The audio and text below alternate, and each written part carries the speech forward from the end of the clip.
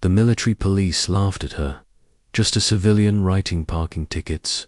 No real authority, no respect. But when the foreign attaché saw her badge number, he refused to leave his vehicle. Because 15 years ago, she'd put him in handcuffs.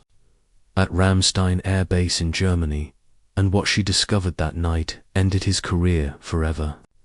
Before we reveal what happened at that German air base, don't forget to subscribe and tell us which country and city you're watching from. The woman in the yellow safety vest moved through the parking lot at Naval Station Norfolk with the same precision she'd carried for 20 years. Her name was Claire Mathison, though nobody at the base knew her first name.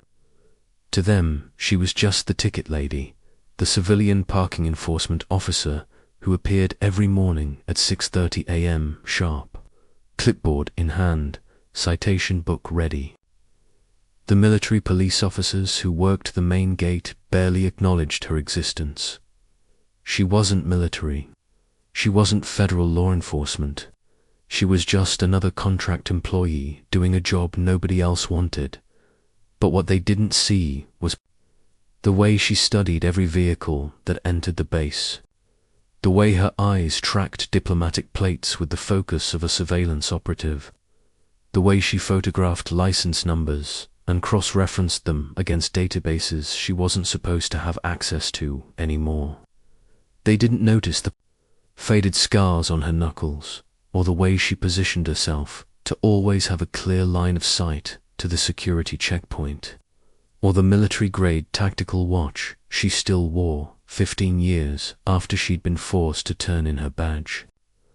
On this particular Tuesday morning in November, Claire was flagging a BMW with German diplomatic plates for parking in a restricted zone near the base command building. It was 9:15 a.m. The vehicle had been there since 7:45 a.m., clearly violating the 2-hour limit. Standard procedure. She'd written 3,000 citations just like it over the past 5 years. But when she ran the plate number through her handheld scanner, something in her chest tightened. The registration came back to the German defense attache's office, and the secondary owner listing showed a name she hadn't seen in 15 years. Volker, Brenne. Mon. Her hand stopped moving. The clipboard trembled slightly before she steadied it. Across the lot, Military Police Sergeant Marcus Webb was joking with his partner near the patrol vehicle, completely unaware that the woman they'd mocked at morning briefing for being too serious about parking spots had just identified a foreign intelligence operative she'd arrested in 2010. An operative who, according to her last classified briefing before she'd been pushed out of the Air Force Office of Special Investigations, should have been banned from ever setting foot on U.S. military property again. Claire walked toward the security checkpoint, her movements controlled but purposeful. The gate guards were processing a line of incoming vehicles. She could see the BMW's driver through the bulletproof glass of the visitor holding area, a thin man in an expensive suit, mid-50s, graying at the temples. He was arguing with the security officer about his credentials, and then he turned his head, and his eyes met hers through the glass. She watched his face drain of color, watched him take an involuntary step backward, watched his hand move toward his phone before he caught himself. 15 years, and he still recognized her, which meant he still remembered what she'd done to him. The security officer at the desk appeared confused by Brenman's sudden resistance. The man's credentials had been verified and cleared for entry to the base, yet he was refusing to proceed through the checkpoint. The officer repeated the clearance confirmation, trying to understand why an approved visitor was hesitating. Brenman's response was immediate and carried the edge of barely controlled panic. He stated that he needed to contact his embassy before proceeding any further. The request for immediate diplomatic communication wasn't standard protocol for a routine base entry, and the security officers exchanged uncertain glances. The officer attempted to explain that phone calls could be made after completing the security screening process, following standard visitor protocols, but Brenman cut him off with a sharp declaration. He invoked diplomatic immunity and demanded immediate access to his legal attaché before taking another step. The invocation of diplomatic immunity for a parking lot entry raised immediate red flags among the security personnel. The officer exchanged glances with his partner. Diplomatic immunity for a parking lot entry. Claire stood just outside the checkpoint, close enough to hear everything, far enough to appear coincidental. Brenman's eyes kept darting toward her, then away, like a man trying to convince himself he was seeing a ghost. Sergeant Webb approached her with visible annoyance, questioning why she was standing near the security checkpoint when it wasn't part of her normal patrol area. His tone suggested this was another example of the parking enforcement officer overstepping her civilian authority. Claire held up the citation in response, explaining calmly that she had a vehicle in restricted parking that was registered to the diplomatic office. She needed to serve the notice before the vehicle could be towed according to base regulations. Webb's reaction was dismissive, rolling his eyes at what he clearly considered an absurd level of dedication to parking enforcement. He questioned whether she was seriously planning to ticket a diplomat's vehicle, his tone suggesting the entire situation was beneath everyone's attention. Claire's response was measured and professional. She stated that base regulations regarding parking violations didn't include nationality exceptions. The law applied equally regardless of diplomatic status. Her tone carried no defensiveness, just the calm certainty of someone who knew the regulations better than the military police sergeant questioning her. Inside the checkpoint, Brenman was on his phone, speaking rapid German. Claire couldn't hear the words, but she didn't need to. She knew exactly what he was saying.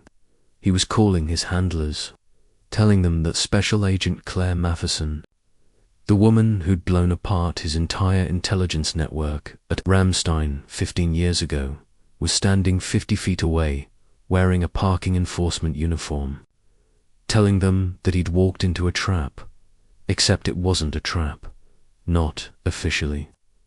Because officially, Claire Mathison no longer existed in any intelligence capacity. Officially, she'd resigned from the Air Force Office of Special Investigations. In 2011, after disagreements with leadership over operational priorities. Officially, she'd been quietly pushed out, her entire case file sealed, her accomplishments erased, because exposing a NATO ally's spy ring was politically inconvenient when defense contracts were at stake. Webb was about to walk away when the base commander's office called down to the checkpoint.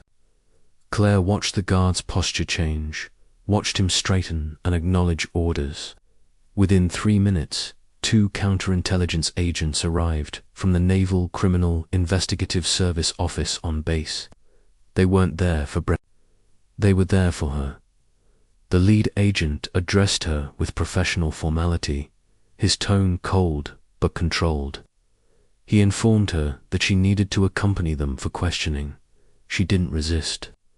She'd expected this response the moment Brenman had made his panicked phone call. The machinery of diplomatic relations was now grinding into motion. Following protocols she'd seen countless times during her own OSI career, they escorted her to an office in the security building, a windowless interrogation room she recognized from when she'd been on the other side of these conversations. The questions came in standard sequence. Why had she approached a foreign official? Why had she allegedly harassed him at the checkpoint? Why did she seem to possess personal knowledge of a man she should have no connection to? Her answer remained consistent across all 90 minutes of questioning. She'd been serving a parking citation, nothing more and nothing less. That was her job description, and she'd followed it exactly. The citation was legitimate, the violation was documented, and her presence at the checkpoint had been procedurally justified. The agents didn't believe her deflection, but they couldn't find grounds to hold her. She was a civilian contractor who had performed exactly the duties outlined in her employment agreement. After 90 minutes of circular interrogation that produced no actionable admissions, they released her with an official warning to avoid any future contact with diplomatic personnel. As she walked back toward the parking lot, she saw Brenman's BMW being escorted off the base by military police. He was gone, but she'd rattled him, and that was enough for now. What they didn't know, what nobody at Norfolk knew, was that Claire had never stopped working counterintelligence. She'd just stopped getting paid for it. For 5 years, she'd taken this job as a parking enforcement officer specifically because it gave her access to the base. It let her monitor who came and went. It let her run license plates and photograph vehicles and build intelligence profiles on every foreign official who thought they could operate freely on you. Military installations. The position had been perfect for her purposes. Parking enforcement officers were invisible to everyone except people getting tickets. She could walk anywhere on the base during daylight hours without raising suspicion. She could photograph vehicles under the pretense of documenting violations. She could access the vehicle registration database legitimately, then cross-reference those plates against her own private intelligence files without anyone questioning why a parking officer needed such detailed records. Over 5 years, she'd identified 12 individuals engaged in intelligence collection or espionage-adjacent activities. She couldn't arrest them, but she could watch them, document their patterns, and feed the information anonymously to the FBI's counterintelligence division. A Chinese translator with access to submarine facilities who'd been denied clearance twice. A Navy technician whose sudden wealth didn't match his pay grade, later court-martialed for selling sonar manuals. A Ukrainian businessman visiting too frequently. A French officer too interested in carrier procedures. She'd documented them all, building case files that rivaled anything she'd produced as an active OSI agent. Every morning when she put on the yellow safety vest and picked up her citation clipboard, she was conducting an intelligence operation that no one recognized as such. Every parking ticket she wrote was cover for the real work. She'd stopped 2 espionage attempts that would never make the news because, officially, she didn't exist. But Brenman wasn't just another name on her list. He was the reason she'd lost everything that night. In her small apartment 20 minutes from the base, Claire opened the file cabinet she kept locked in her bedroom closet. Inside were copies, illegal copies, technically, since she'd smuggled them out when she left OSI of the Ramstein investigation. The file that had cost her career. She spread the documents across her kitchen table, under the fluorescent light, and reviewed what she'd known 15 years ago. It was March 2010. She'd been a special agent with Air Force OSI, stationed at Ramstein Air Base in southwestern Germany. The case had started small. A German, civilian contractor with access to flight schedules had been flagged for unusual financial activity. Claire was assigned to routine surveillance, but what she'd discovered wasn't routine at all. The contractor was feeding classified information to Volker Brenman, who at the time held a mid-level position with the German Federal Intelligence Service. Claire had tracked the contractor's pattern for months, documenting meetings at a cafe in Kaiserslautern every second. Thursday at 2:30 p.m. She'd photographed the exchange of materials, identified financial transfers through shell companies, and traced the intelligence network to 5 other German officials across southwestern Germany. Each provided a different piece of the puzzle: flight schedules, communications, capabilities, technical specifications, strategic analysis. Together, they formed a comprehensive intelligence collection apparatus that had been operating undetected for at least 3 years. Flight schedules, cargo manifests, personnel movements. Individually, the data seemed insignificant, but combined and analyzed over months, it created a comprehensive picture of U.S. Air Force operations in Europe and the Middle East. The kind of intelligence that could compromise troop movements, supply chains, and operational security. Claire had built a prosecution case over 6 months that would have resulted in decades of prison time under the Espionage Act. Claire had built the case methodically over 6 months. Surveillance photos, financial records, intercepted communications. She'd identified 5 other German officials involved in the network.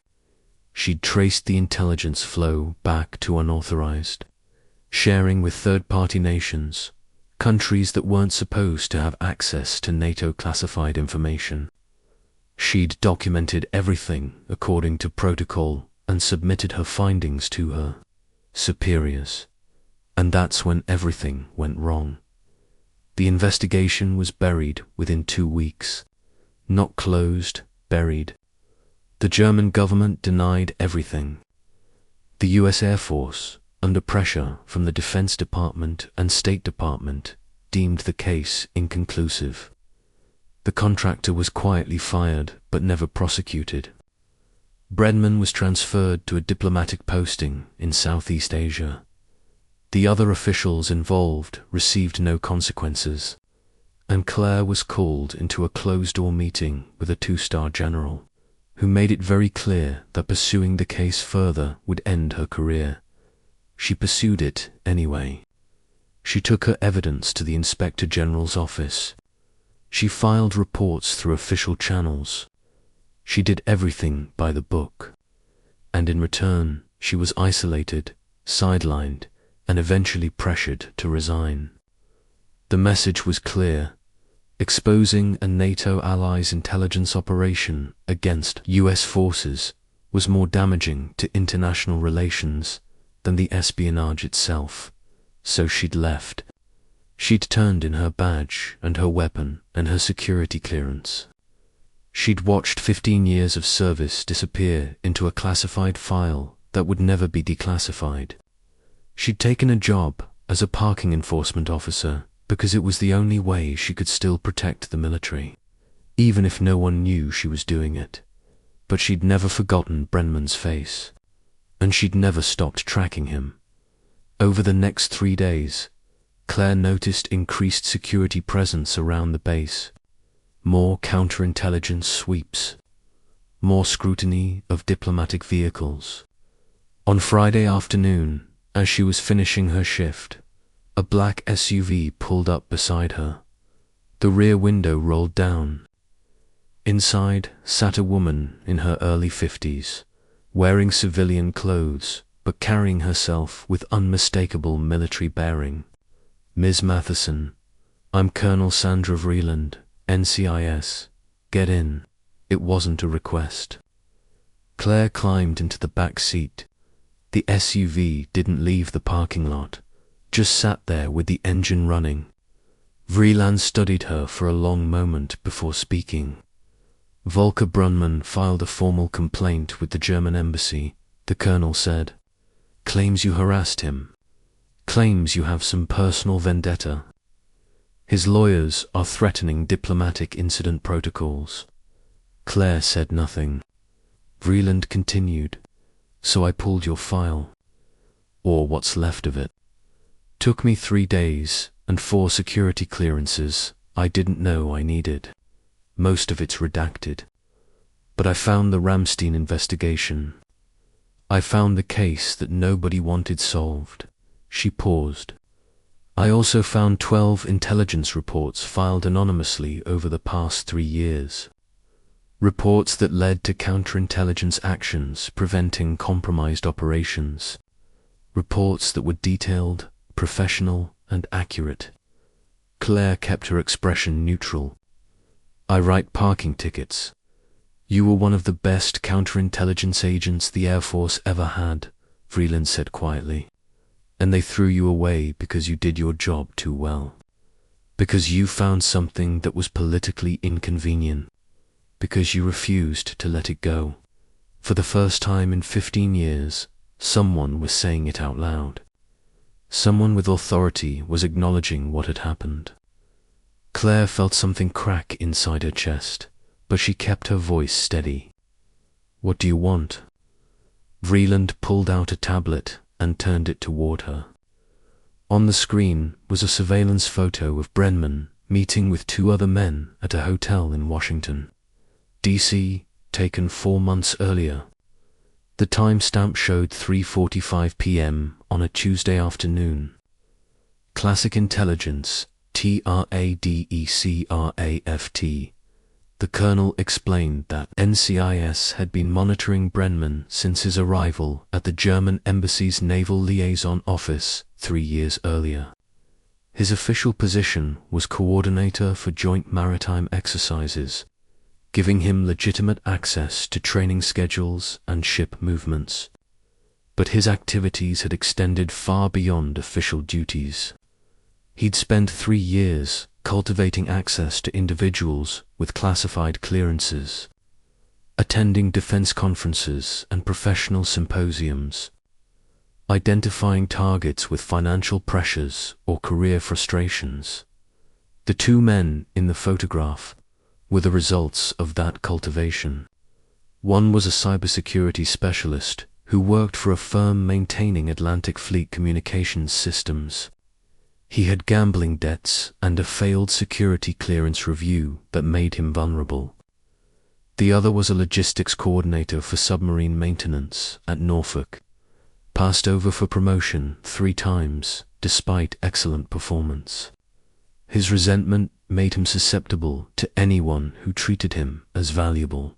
Together, they provided Brenman with comprehensive intelligence on Atlantic Fleet submarine operations.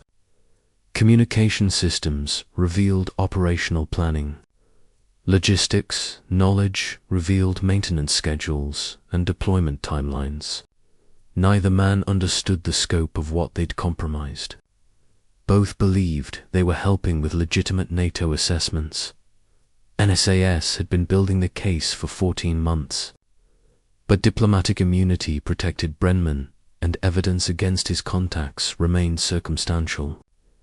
Then Claire had confronted him at the Norfolk gate, and everything changed. His panic response had been immediate. He'd made encrypted calls to handlers in Germany, initiated emergency protocols, contacted both Americans with instructions to destroy records.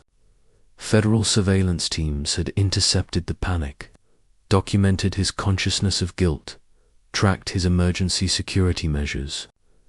Claire's simple act of writing a parking ticket had triggered mistakes that finally gave prosecutors the evidence they needed. Claire studied the image for a long moment, her mind already analyzing the composition, the body language, the operational security implications. Then she asked about arrest procedures, about why a foreign intelligence operative, with this much evidence against him, remained free to operate. Vreeland's answer was direct, but carried the frustration of someone who'd been fighting bureaucratic obstacles for years. Diplomatic immunity made Brenman untouchable for criminal prosecution. The best they could do was expel him from the country and prosecute his American contacts. But even that required evidence strong enough to overcome the political sensitivity of accusing a NATO ally's official representative of espionage. The case Vreeland described was solid, but had remained frustratingly just short of actionable until Claire's encounter at the gate had triggered Brenman's mistakes. Claire looked out the window at the base. She'd been protecting in secret for 5 years. Her response was the same deflection she'd been using for years, the same protective cover that kept her real work invisible. She was just someone who wrote parking tickets, nothing more. Vreeland's contradiction was firm and left no room for Claire's self-deprecation. The colonel stated plainly that Claire was a counterintelligence agent who had never stopped serving, even when her country had stopped appreciating it. She pulled out a business card and extended it across the seat, explaining that NCIS was opening a civilian intelligence analyst position with full security clearance and real authority. The job carried official recognition for work that had been anonymous for too long. The position was Claire's if she wanted it. Claire held the card, feeling the weight of 15 years pressing down on her. The question in her mind was obvious and painful. She'd been pushed out once before for doing exactly what was being praised now. What guarantee existed that this time would be different? What protection would she have against the same political pressures that had destroyed her career at Ramstein? Answer addressed both the practical and the personal dimensions of Claire's concern. The colonel explained that this time Claire would have someone in authority who understood her value and would protect that value institutionally. More concretely, Brenman was being declared persona non grata and would be expelled from the United States within 72 hours. The Ramstein case that had been buried 15 years ago was being officially reopened, not for public consumption but through classified channels that would correct Claire's service record. Every intelligence report Claire had filed anonymously over the past 5 years was being attributed to her in classified documentation.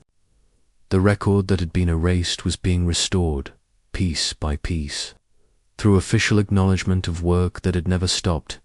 Mattering. Claire stared at the card, the weight of the offer settling over her like a uniform she'd thought she'd never wear again. Intelligence Analyst, NCIS, Norfolk. The title wasn't the same as being a special agent, wasn't the same as the badge she'd turned in 15 years ago, but it represented a way back into the work that had defined her entire adult life, a way to stop hiding behind a yellow safety vest and use her skills in an official capacity again, a way to serve openly instead of in the shadows. Her response was measured, non-committal. She told Vreeland she would think about the offer, that she needed time to process what was being presented. It was the answer of someone who'd learned to be cautious about promises of recognition and redemption. Vreeland accepted the answer with understanding, but added one final observation before Claire left the vehicle. She acknowledged that Claire had been serving honorably for 20 years, including the 5 years when no one in authority had been watching or acknowledging that service. The colonel's voice carried genuine respect when she said it was finally time for someone in a position of authority to watch back, to see what Claire had been doing, and to ensure that dedication received the recognition it had always deserved. The SUV door opened and Claire stepped out. She stood in the parking lot as the vehicle drove away, the card still in her hand. Across the lot, Sergeant Webb was starting his evening patrol. He saw her and shook his head, probably making another joke about the overzealous ticket lady. He had no idea who she was, what she'd done, what she'd sacrificed, but someone finally did, and maybe that was enough. 3 months later, Claire Mathison walked into the NCIS field office at Norfolk wearing a security badge that identified her as a civilian intelligence analyst. She had a desk, access to classified databases, and a supervisor who understood her capabilities. The yellow safety vest was gone. The parking citations were gone. But the mission remained the same. On her first day, she received a classified briefing about a German national expelled from the United States after a 15-year counterintelligence investigation finally closed. The file included a commendation letter acknowledging her role in identifying and disrupting a foreign intelligence network. The letter would never be public, but it would be in her official record, correcting 15 years of silence. That evening, she walked past the parking lot where she'd spent 5 years writing tickets and watching for threats no one else believed existed. The new parking enforcement officer was there, clipboard in hand, unaware of the history beneath her feet. Claire didn't stop. She kept walking toward the work she'd never stopped doing, finally recognized for what it had always been: service, honor, protection, even when no one was watching.